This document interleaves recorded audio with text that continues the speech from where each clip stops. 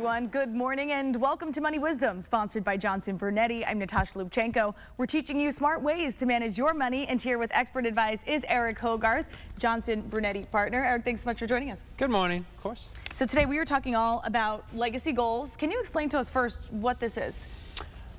Most people are concerned about, am I going to have enough money to pay my bills next month? So they're not really thinking about, what can I leave to everyone else? But a lot of people are going to leave money to someone else, and a lot of people don't have a plan for that. So legacy goals are, if I don't spend it all, and I hope you try, but if you don't, what are you going to do with it? Where's it going to go? Now you say with these goals, there's no one-size-fits-all approach. So we're going to talk about some ways that people can make sure their wishes are fulfilled. You say first they should consider, family, church, or charity when deciding where to give their money. I've had people, people say, we didn't save this money to make our kids rich. I get that. And, I don't care where it's going to go. I'll be dead. Which is kind of just like a way to avoid a subject that's not really fun to talk about, is you being dead. But it could have huge impact. Like if you don't want to give it to a person, you don't have kids, because that's the typical, like, well, I'll just leave it to my kids. Think about the places that you care about. I mean, I have people that we work with that are leaving money to all kinds of different organizations, or to care for, a parrot that's going to live 50 years. Don't give someone a parrot. But stuff like that is, have these conversations when you're in a position to be having these conversations. You could change it in the future, but any plan is better than no plan. Right. Parrots do live a long time. They live a long time. Don't give me a bird. All right. Now, next up, you say it's important for people to know that their beneficiary designations are up to date.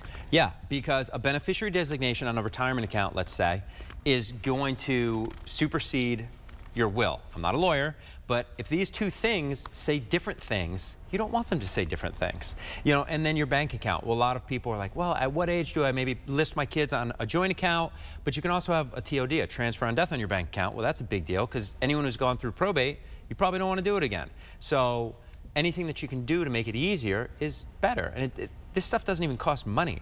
It just takes a little time and effort, and then it's all set. Right, important to know. And now another way to make sure our legacy goals are fulfilled is to get our powers of attorney in order. I think it's really important. I mean, look who we work with. Is all day, every day I'm talking to people that are either retired or about to. So we have clients that are 60, 70, 80, 90 years old. And you don't want to be in a situation where you need a power of attorney, you need help, you don't really know that, and then things are just confusing, and then people make mistakes, and then we hear about elder abuse and stuff like that. So a power of attorney is a good thing to have. No one's, these are people that you trust, and it's your decision to decide who that's going to be, but it is so that someone can help you, who can look out for you and has your best interests in mind. Yeah, important to get that in place ahead of time, I'm sure. And this last one, Eric, we talk about all the time. It's important to have those basic legal documents like wills and trusts in place as well. Yeah, I mean, you can do these things on your own online. I wouldn't. I mean, I would go, and there's a lot of people we can direct you to that I can vouch for, that give good advice, but talk to an estate planning attorney. Not everyone needs a trust, but some people feel like they really benefit from having one. I do personally believe everyone should have a will, just because you worked hard, you made good decisions, you put yourself in this position, and if you don't have that stuff, if you don't stipulate that stuff, you are relinquishing control of those decisions to people who don't know you, who are going to decide where your money goes when you die. Why would you do that? Right. So just, do it. That might be the single biggest thing that people tell me, like, I've been meaning to do it. I'm like, well, do it before you're dead. Right. So anyway. Well, you have a special offer for us today, Eric, for people who want to maybe get a better grasp on this and get their affairs in order. Tell us about this offer. It is the estate planning checklist. I like checklists because then, I have to do that. And then I do that, and then I check it off, and now I'm moving forward. That's planning, is making a decision. You go this way, you go that way, you have to do something, and then you move forward, and live life, and let's stop talking about it. So the estate planning checklist, I encourage you to get it.